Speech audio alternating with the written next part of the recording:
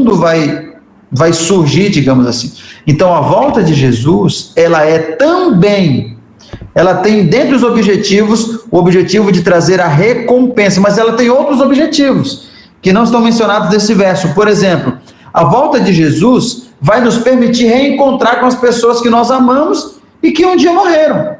É o caso do meu pai, do nosso pai, da minha irmã, né? De repente você tem algum parente que a morte levou, e a Bíblia diz que está dormindo no pó da terra, e a volta de Jesus é a oportunidade para reencontrar essa pessoa. Todos os que morreram entregando o coração a Jesus, diz a Bíblia que eles vão ressuscitar.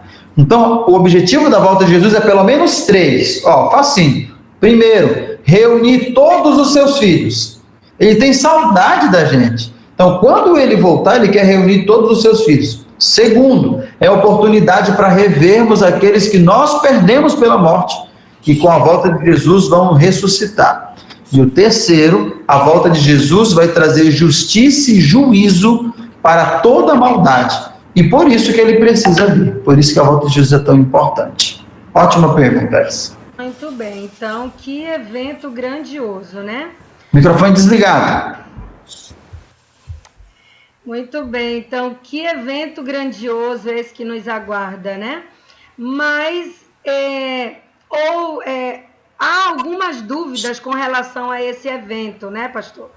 E como se daria esse evento? De que maneira? Em todo lugar será visto? Algumas pessoas verão, outras não. O que a Bíblia nos fala sobre isso? Né? E lá em Mateus nós temos alguma coisa a respeito desse assunto. Como ele voltará? Como é que Jesus vai voltar? Então, lá em Mateus 24, 30 e 31, a Bíblia nos responde, né?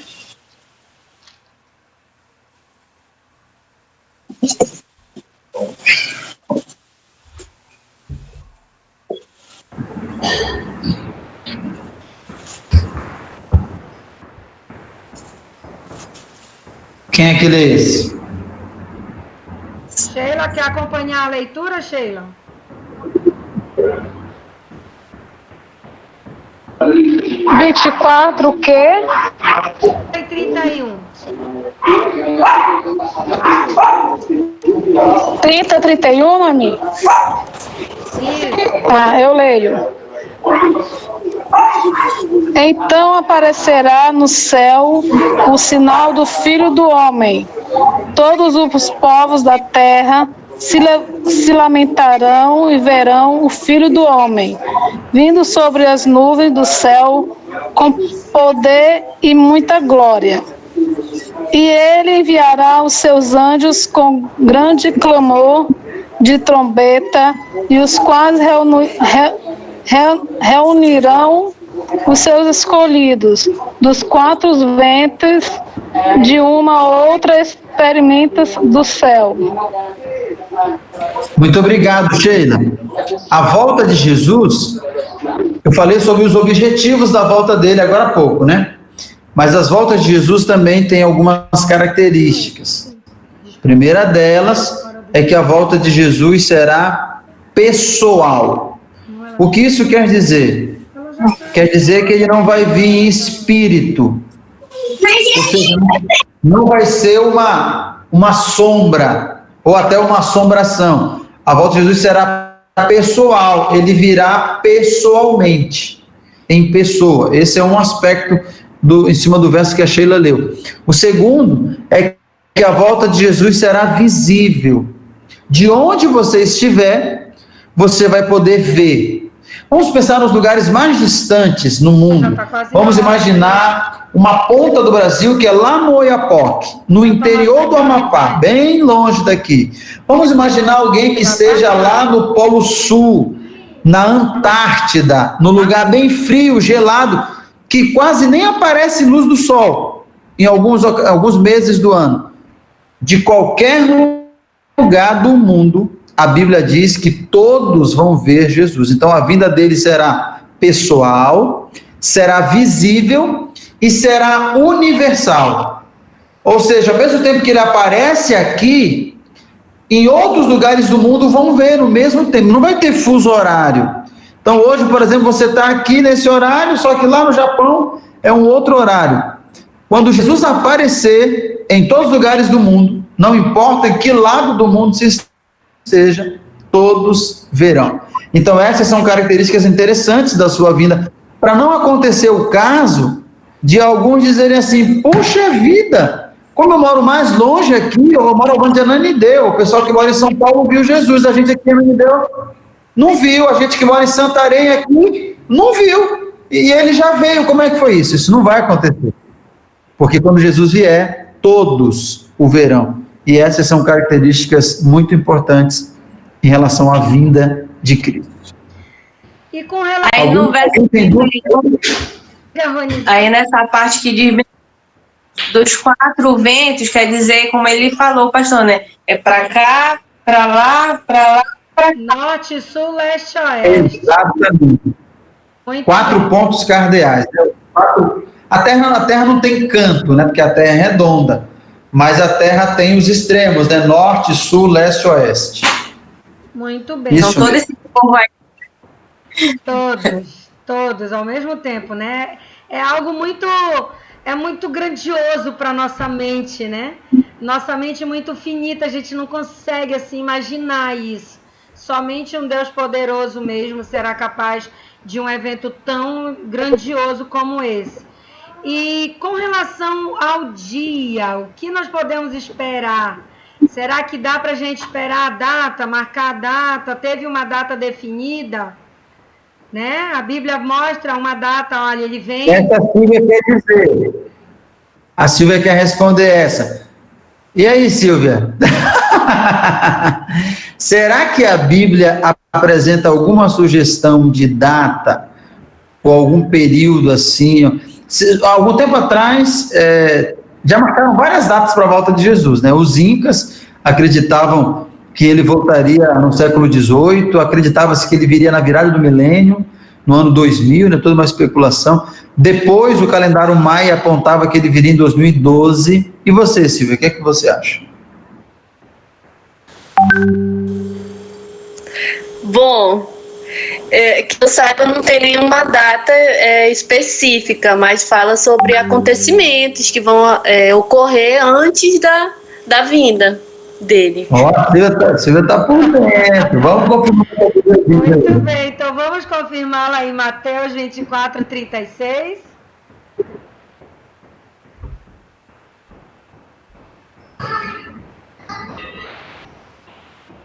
Esse é seu, né? Ronizele. Eu não entendi. É o seu texto, leia. Pois é, o verso 36, né? Isso é. Mas a respeito daquele dia e hora ninguém sabe, nem os anjos dos céus, nem o Filho, senão o Pai. Muito bem. Muito bem. A respeito daquele dia e hora, está aí a resposta, né? Não se sabe. Quando o Senhor aparecer, ele vai aparecer. Então, embora muitos sejam levados pela curiosidade de tentar saber quando será, a Bíblia diz que nós não saberemos. Entretanto, como a Silvia falou agora há pouco, a Bíblia apresenta indícios, ela apresenta sinais, características que antecederiam a volta de Jesus. Mas sobre o dia e a hora, o texto bíblico é claro, né? Nem o Filho, nem os anjos, mas está nas mãos do Pai. Ele é quem sabe, e no tempo de Deus, Jesus vai voltar. Entretanto, os sinais podem ser percebidos e podem ser vistos. Muito bem, que fantástico, né? E a Silvia falou sobre acontecimentos, né, Silvia? E que acontecimentos seriam esses que antecederiam essa volta, né? Para que a gente tivesse uma noção se está perto, se não está. A Bíblia também nos responde. 24 de Mateus, versos 6 e 7.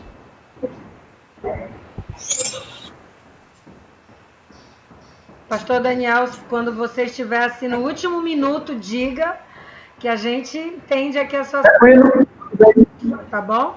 Vamos lá, Silvia. E certamente ouvireis falar de guerras e rumores de guerras. Vede, não vos assusteis, porque é necessário assim acontecer, mas ainda não é o fim. Porquanto se levantará nação contra nação, reino contra reino, e haverá fomes e terremotos em vários lugares. Muito bem. Vários sinais. Silvia, menciona aí alguns dos sinais que você leu. Guerras, terremotos, fome. Terremotos, fome.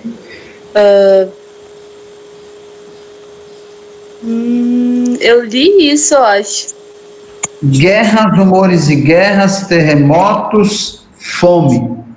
Não precisa a gente ir longe para perceber que todos estes sinais, eles são reais. Jesus não contou uma mentira, dizendo assim, olha, vocês vão perceber isso, e de repente todo mundo fica, mas cadê? Não estou vendo nenhum sinal aqui, não estou vendo nada, Jesus falou que ia acontecer e nada está acontecendo. Não é assim, pelo contrário.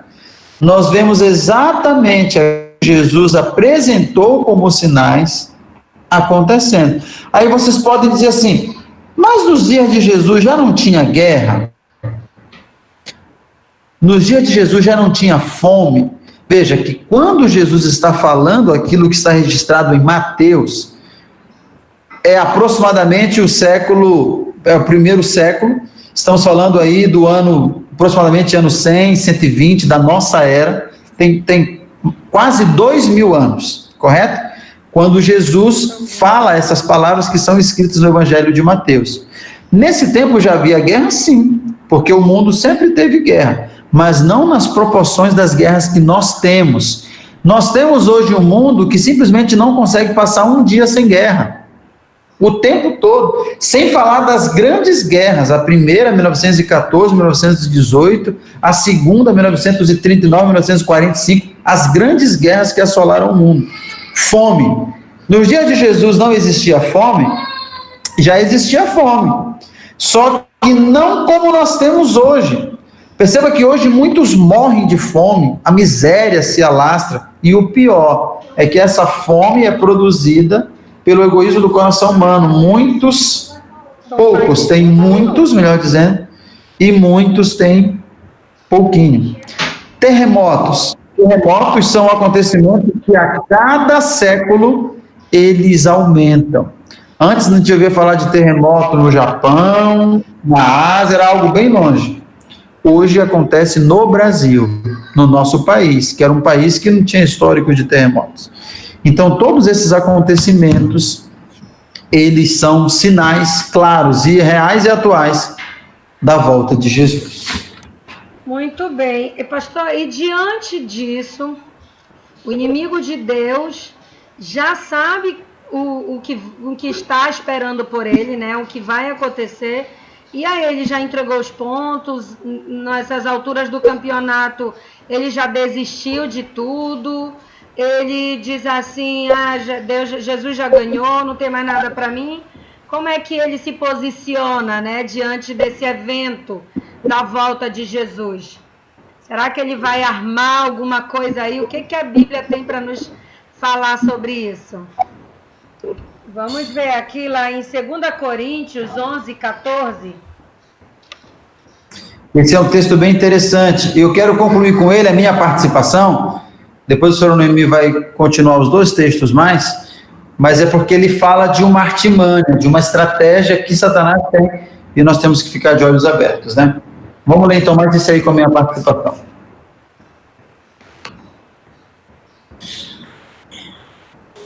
Pode repetir para mim? 2 Coríntios 11, 14. Capítulo 11, verso 14.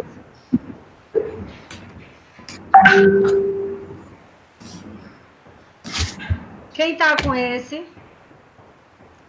É a Ronizélia, a Sheila? Não lembro agora. É a Sheila. Ah. É 11, 14? Isso. 2 Coríntios? Isso.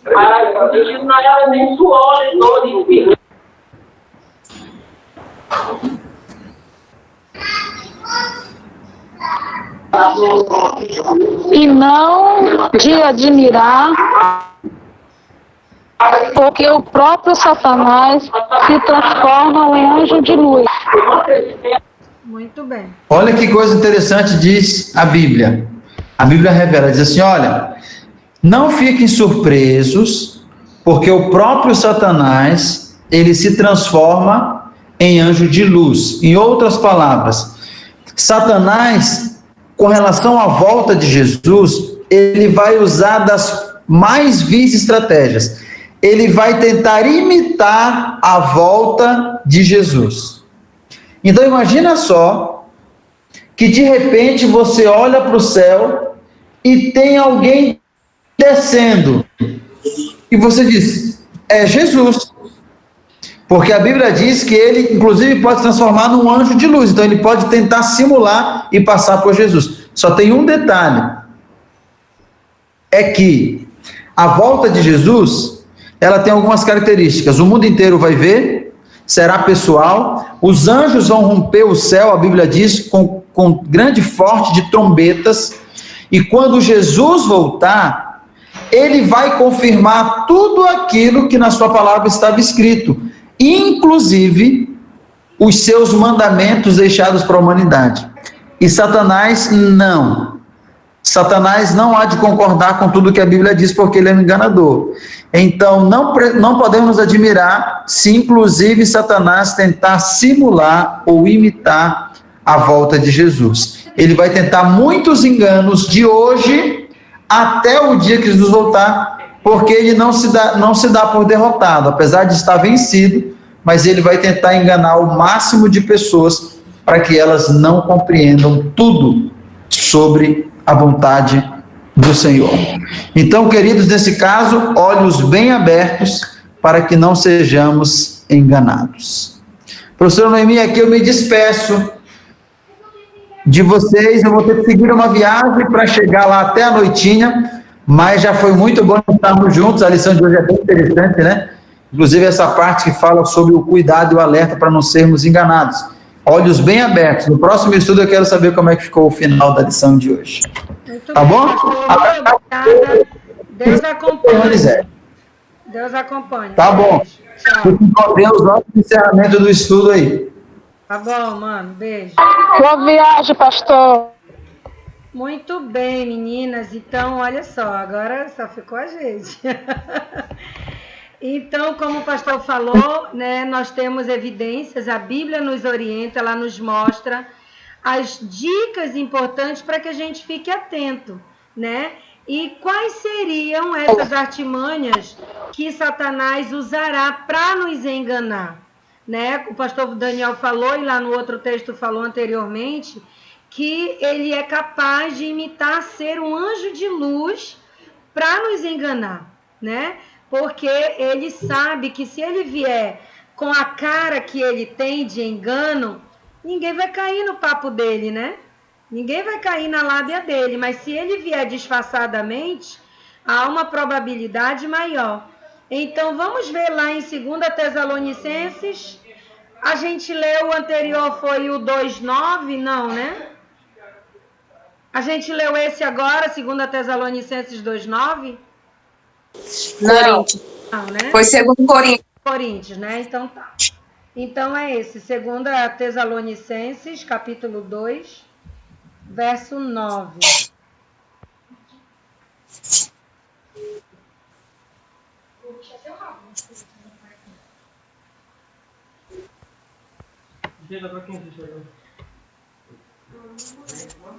É a Rony ou é a Silvinha que lê agora? Eu.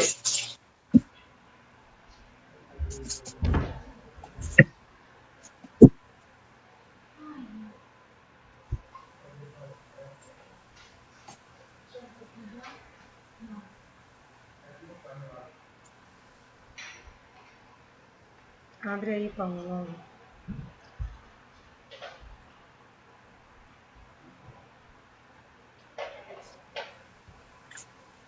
Peraí, que eu não tô achando.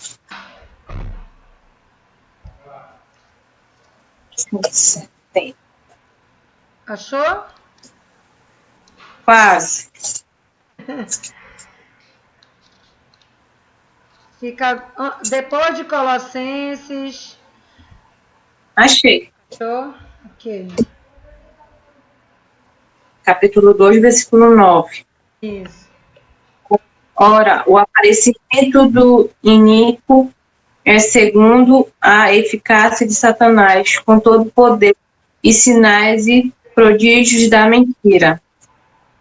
Ok. Então, olha só o que o verso está dizendo. Que, ora, o 2, verso 9. Espera aí que eu me perdi aqui. O aparecimento do iníquo é segundo a eficácia de Satanás, com todo poder, sinais e prodígios. Então, Satanás ele não vai nos enganar de uma maneira aberta. Ele vai nos enganar através da própria Bíblia, sabiam disso? Através da própria palavra de Deus, ele vai usar a própria Bíblia para nos desviar da verdade por completo. Então, nós devemos ficar bem atentos para percebermos quando aquilo não estiver de acordo com a palavra de Deus. Então, hoje, né, não estou aqui para falar de A ou de B, mas hoje o que nós vemos que foge aquilo que a Bíblia nos mostra é muitas vezes uma salvação paga, né? Uma salvação que você paga para que você receba uma bênção, para que você seja próspero, para que você alcance determinadas coisas. E a Bíblia não fala sobre isso, né? Então, são situações que o próprio Satanás iria contar mentiras, falar mentiras, verdades distorcidas, porque uma verdade pela metade, ela é uma mentira, né? Então, não adianta estar, entre aspas, na Bíblia, se essa verdade é distorcida, se ela leva para um outro rumo que não foi o propósito de Deus. Então, o inimigo de Deus, ele vai colocar essas ações de engano, de obra de engano, para que a palavra de Deus ela seja menosprezada, né? E aqueles que conhecem os sinais bíblicos, os que estão atentos, os que estão realmente ligados, vão perceber. Agora, aquele que não está em conexão, não procura pesquisar, não procura ler, infelizmente ele será confundido. E aí, quando ele ouvir prodígios acontecendo, curas acontecendo em determinados lugares, ele vai ficar maravilhado, porque ele não sabe identificar se aquilo que está ocorrendo é de Deus realmente. Então, que nós possamos seguir aqui a Bíblia e entender. Como é que eu sei? Eu vou pesquisar, porque a Bíblia me fala, ela me dá dicas de como identificar. Porque se ele fala, mas ele fala de maneira que contraria aquilo que Jesus deixou, que nos ensinou, da pregação da sua verdade como um todo, aí eu preciso duvidar, tá bom? Agora, que conselho Jesus dá para nós, o seu povo, diante desse grande evento que vai acontecer? Ele deixa um conselho para a gente. Lá no livro de Lucas, no capítulo 21, no versículo 28.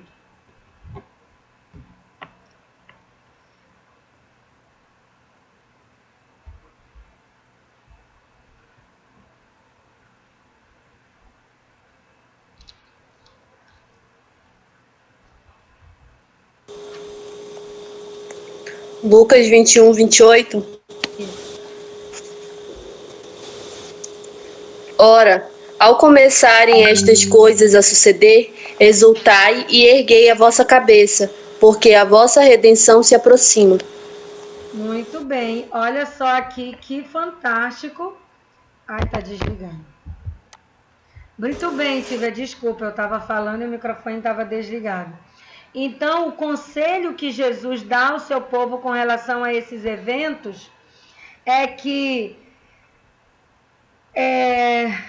nós devemos levantar a nossa cabeça, né? E agradecer a Deus, porque a nossa redenção se aproxima, né? Então, é impossível nós permanecermos indiferentes diante das circunstâncias que nos esperam. Nós devemos ter consciência de que a volta de Jesus está cada vez mais perto, mesmo que eu muitas vezes não queira ou ache que não, ou não acredite que não. A cada dia a volta de Jesus está mais perto e que também devemos nos preparar para ela. Então, quanto mais perto ela está, mais perto de Jesus eu devo permanecer, eu devo estar. Então, o conselho que ele nos dá é: ergue a sua cabeça, não baixe a sua cabeça, erga a sua cabeça, não tenha medo de falar, não tenha medo de defender aquilo que você está vendo através da minha palavra, que é a verdade, né? A verdade iminente da volta de Jesus. Nós não podemos nos calar. No sábado passado que eu estava no concílio, era um concílio para líderes, né? Os líderes que vão assumir cargos para 2021 na igreja, e o pastor pregou algo assim fantástico que tem a ver com esse assunto. Ele falou o seguinte: que hoje o nosso papel como pessoas, como cristãos, é um só: proclamar a volta de Jesus. Se esse não for o nosso propósito, então é em vão o nosso trabalho. Porque Jesus, quando ele veio a essa terra, ele instituiu a sua igreja para que ela anunciasse a sua volta. Esse foi o único motivo. Então Jesus não voltou até hoje, porque ele ainda está dando oportunidade para mim e para vocês, para que nós façamos aquilo que ele nos pediu. Muitas pessoas ao nosso lado ainda estão perecendo, sem saber o que Jesus espera delas, sem saber que Jesus vai voltar, a maneira que ele vai voltar, por que ele vai voltar. E Jesus precisa de mim, de você, para falar sobre isso, né? Uma vez que nós descobrimos, uma vez que a gente aprendeu, ele quer que a gente também leve para outras pessoas. E o que vai acontecer antes da volta de Jesus? Porque nós já estamos aqui nessa espera, mas assim, vai ter aquelas preliminares, sabe? Quando diz assim, as preliminares antes do evento maior, também na volta de Jesus vai acontecer preliminares antes da volta de Jesus.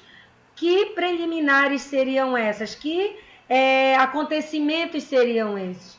Lá em Mateus 24:14, nós vamos ter essa orientação.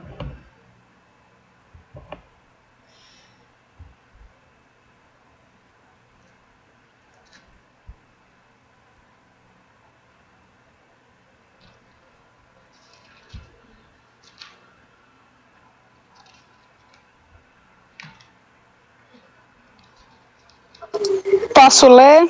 Pode. E será pregado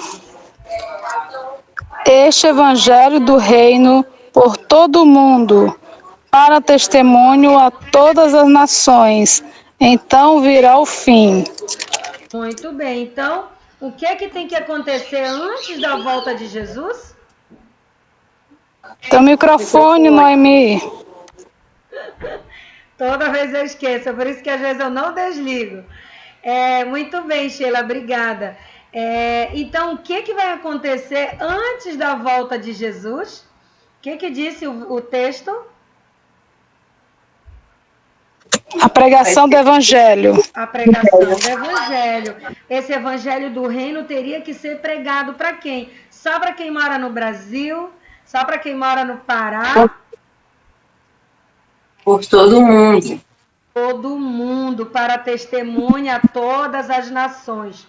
Quando isso acontecer, aí ele diz, então virá o fim.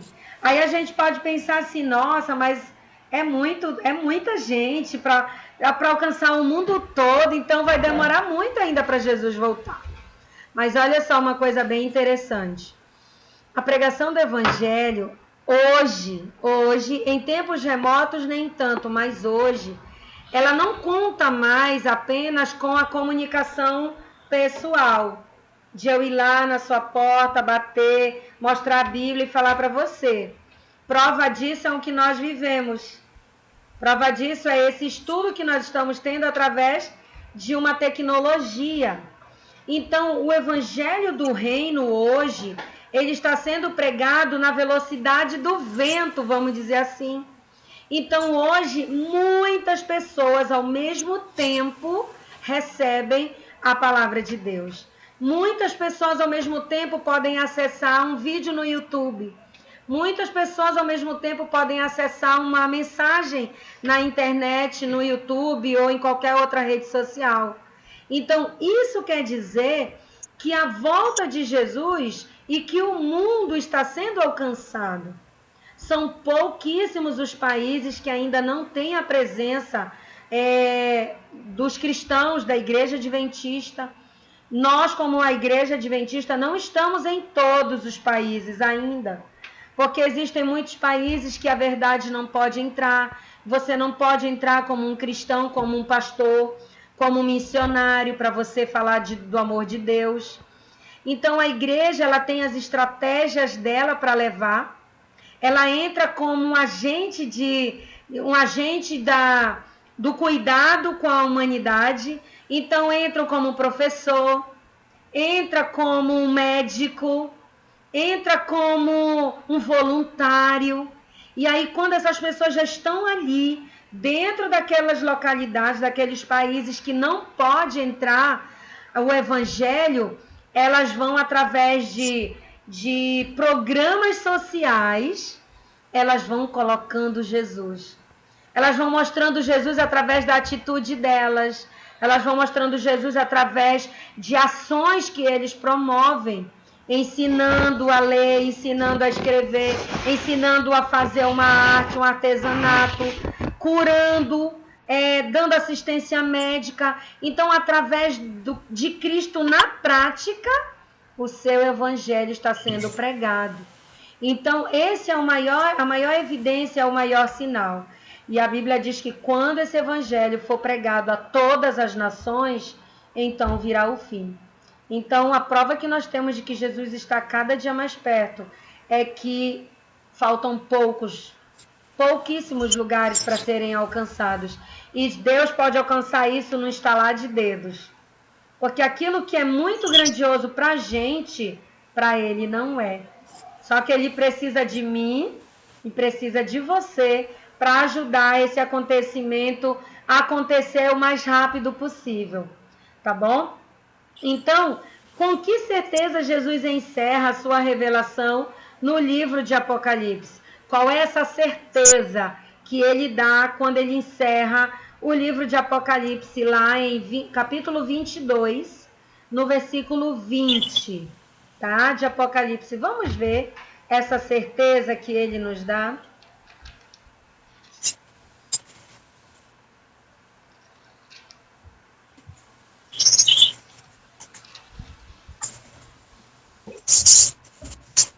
Está com quem a leitura? É Apocalipse, né? 22, 20. Aquele que dá testemunho destas coisas diz: certamente venho sem demora. Amém. Vem, Senhor Jesus. Muito bem. Então ele diz aqui, ó, certamente é a certeza que ele nos dá de que ele voltará e não tardará. Então ele diz para nós o seguinte, que ele vem sem demora. Amém? Ora vem, Senhor Jesus. Então, João foi privilegiado de contemplar tudo isso, de escrever tudo isso, de ver muitas coisas que Deus revelou para ele, para que ele pudesse escrever para nós. E nós hoje temos o privilégio de entender.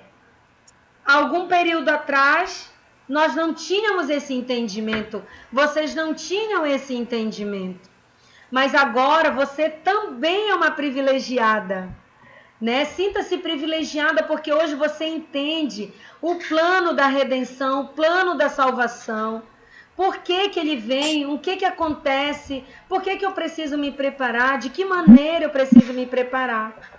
Então, que essa mensagem, ela tenha importância na nossa vida, né? Porque ele nos promete e agora depende de mim e de você aceitar e acreditar nessas verdades reveladas.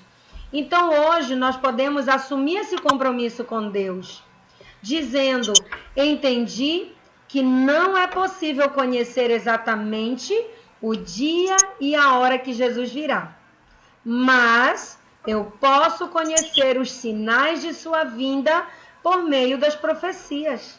E é o que nós estamos fazendo, conhecendo esses sinais através da Bíblia, daquilo que foi profetizado, daquilo que foi revelado. Eu me comprometo a me preparar para receber Jesus quando ele voltar, entregando-me diariamente a ele e compartilhando sua mensagem de amor com outras pessoas. Eu não posso querer só para mim. Eu preciso levar. Poxa, eu não quero ir para o céu sozinha. Eu quero levar meus familiares, eu quero que meu esposo esteja, meus filhos estejam, meus pais estejam, meus amigos estejam. Então, se hoje eu acredito que ele vai voltar e eu quero me preparar todos os dias, eu também preciso falar para os meus amados, para as pessoas que eu amo tanto. É esse o seu desejo? Você quer se preparar? É, o meu sim, amiga. Minas? Sim, com certeza. Amém. Sim. Muito bem. Então, que esse seja o nosso desejo todos os dias. E que o Papai do Céu nos ajude a cada dia nos esforçarmos, porque não é fácil, né? Não é fácil, é uma luta diária. Todos os dias nós temos, assim, inúmeros desafios. Inúmeros desafios com o nosso tempo. Eu acho que esse é o maior de todos para nós que somos mães, esposas, profissionais e tudo mais. O tempo é o nosso maior inimigo. E Satanás se aproveita disso. Sabe disso? Ele se aproveita disso. Eu sou prova disso. De que Satanás se aproveita das minhas 1000 coisas que eu tenho que fazer. E muitas vezes ele quer colocar na minha cabeça que não vai dar tempo de fazer o estudo bíblico. Hoje foi um dia que ele quis colocar isso na minha mente quando o pastor Daniel mandou a mensagem para mim ontem à noite. Mana, o tempo tá apertado, só tenho de 14 horas a 14h30. Falei, meu Deus, esse horário eu acho que é ruim para as meninas, é muito cedo, é corrido. Eu acho que não vai dar. Aí, olha, o primeiro pensamento que veio, eu acho que não vai dar. Aí logo em seguida, aí vem a voz de Deus dizendo: 2 sábados vocês não tiveram estudo por causa de outros compromissos que eram importantes, mas vamos fazer um ajuste aí que vai dar tudo certo. Então, louvado seja Deus porque deu certo, né? E porque vocês aceitaram esse desafio de nós estarmos mais cedo. E é assim, para a gente estar perto de Jesus, há momentos que a gente precisa se sacrificar. O que você sacrificou hoje para estar aqui nesse horário? Vamos ser francas, vamos? Diz aí, ó. A Silvia sacrificou o mesmo que eu. E você, Ronizele? Não, eu terminei de almoçar, aí rápido eu terminar de fazer um creme de abacaxi aqui, né, pro povo. Aí terminei rápido, olhando no relógio. E eu terminei 10 minutos antes. Sim. E você, Sheila, sacrificou alguma coisa? Olha, eu fui para a igreja de manhã, vim para casa de uns amigos para fazer um chuta-panela. E aí, inclusive, eu até estou aqui na casa dos meus amigos. A princípio eu pensei, poxa, pensei que talvez eu não ia conseguir entrar, mas eu estava orando para Deus deixar o meu 4G funcionar para poder estar com vocês. fez, mas graças a Deus deu certo. Amém. Né? Então, olha, eu tive que sacrificar, eu praticamente limpei a mesa do almoço e liguei o computador. E aí eu tinha que orientar o Paulo para ir para o desbravador, acordar a Noeli para saber se ia ter aventureiro, e eu já aqui. E aí eu sacrifiquei aquele meu cochilo de meia hora antes de começar o estudo, né? Mas é muito gratificante para nós quando nós escolhemos isso, porque a gente cresce, né? Eu confesso a vocês que eu tenho crescido muito, muito mesmo, quando nós estamos reunidos, quando nós estamos estudando a palavra de Deus e nos fortalecendo umas às outras, tá bom? Então, estava com saudade de vocês. 2021 promete muita coisa de atividades na igreja para mim, porque esse ano eu não tive cargo de frente, mas ano que vem eu estou com 2 cargos de frente, que tem reunião toda tarde, de sábado, que tem encontros, que tem programas. Então, assim, mas Deus vai nos ajudar aí a conciliar tudo que for preciso. Tá bom, meninas? Beijo grande, vamos orar. Hoje eu quero uma de vocês orando para encerrar a lição. Quem é a candidata aí? Eu não vou apontar.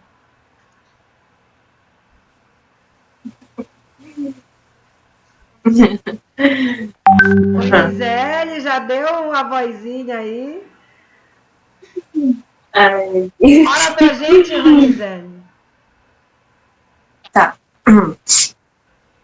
Senhor, meu Deus, te agradeço, Senhor, por mais um encontro que estamos tendo, finalizando agora. Amém. Te agradeço por ter dado certo para cada um de nós estar aqui reunidos, aprendendo mais sobre a tua palavra, Senhor. Amém. Que possamos estar aqui todo sábado, nos encontrando, aprendendo mais. E te peço, Senhor, que abençoe cada um de nós que estamos aqui reunidos e de toda a nossa família. Amém. Abençoe os nossos filhos, a nossa casa, nossos alimentos e o nosso dia. Em nome de Jesus.